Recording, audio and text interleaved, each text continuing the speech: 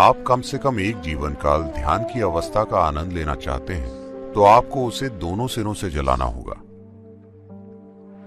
तो आप भले ही ध्यान कर रहे हो मगर अपनी शारीरिक क्रिया को चेतना में सुधारना। जिस तरह आप अपने हाथ चलाते हैं, जिस तरह आप अपने शरीर को चलाते हैं, अपनी सांस को चलाते हैं, अपने शब्दों को चलाते हैं, ये ढोंगी होना नहीं है, ये चेतन होना है। आध्यात्मिक होने का मतलब हमेशा विनम्र होना भी समझा गया है और दुर्भाग्यवश विनम्र होने को हमेशा कोमल या कमजोर होने के रूप में गलत समझा गया है। कमजोर अपनी मर्जी से विनम्र नहीं होते क्योंकि वे एक मजबूत छाप छोड़ने में असमर्थ होते हैं, इसलिए वे विनम्र होते हैं। विनम्रता का मोल तभी है जब वो अपनी मर्जी से हो।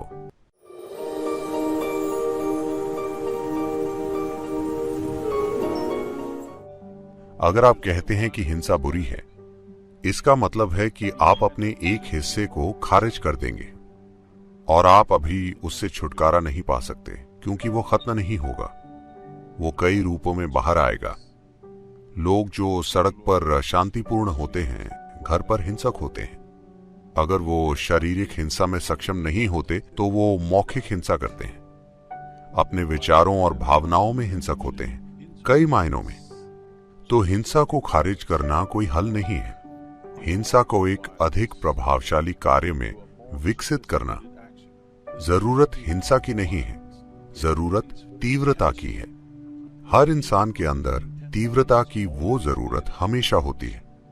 अगर आप तीव्रता की उस जरूरत को नहीं सुधारते और उस तीव्रता का अनुभव बस ध्यान में बैठते हुए या भक्ति में या प्रेम में या बस शुद्ध कार्य में नहीं कर पाते, अगर आप परिष्कार नहीं करते और फिर भी तीव्रता रखते हैं, तो हिंसा कई अलग अलग रूपों में आपसे भड़केगी।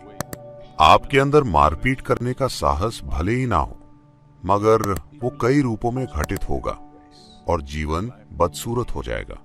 वो आपके जीवन के हर क्षेत्र में घुस जाएगा और जिस तरह से आप चीजों को लेते हैं और चीजों को रखते हैं, आप जान जाएंगे कि आप कोमल हैं या हिंसक। तो यहीं पर कोमलता है।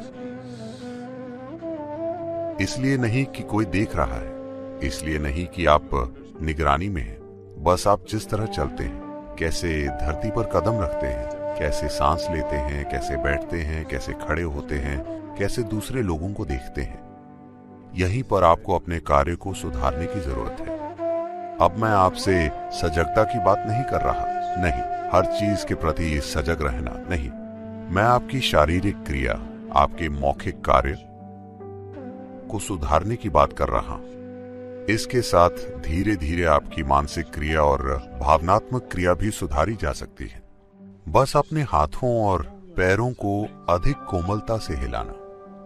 ये परिष्कार हो सकता है अगर आप ध्यान मग्न हो जाएं या आप चेतना में उसका परिष्कार करें ताकि आप ध्यान की तरफ बढ़ सकें। दोनों सिरों से शुरुआत करना अच्छा है। अगर आप मंजिल तक पहुंचना चाहते हैं तो हर संभव सिरे से शुरू करना अच्छा है ताकि आप बहुत जल्दी वहां पहुंच सकें। अगर आप किसी मोमबत्ती को जल्दी जलाना चाहते हैं तो आप उसे दोनों सिरों से जलाते हैं, है ना? अगर आप उसे सिर्फ एक सिरे से जलाएं तो इसमें पूरा जीवन लग सकता है। आप कम से कम एक जीवन काल ध्यान की अवस्था का आनंद लेना चाहते हैं तो आपको उसे दोनों सिरों से जलाना होगा। तो आप भले ही ध्यान कर रहे हो मगर अपनी शारीरिक क्रिया को चेतना में सुधारना। जिस तरह आप अपने हाथ चलाते हैं, जिस तरह आप अपने शरीर को चलाते हैं, अपनी सांस को चलाते हैं, अपने शब्दों को चलाते हैं, ये ढोंगी होना नहीं है, ये चेतन होना है।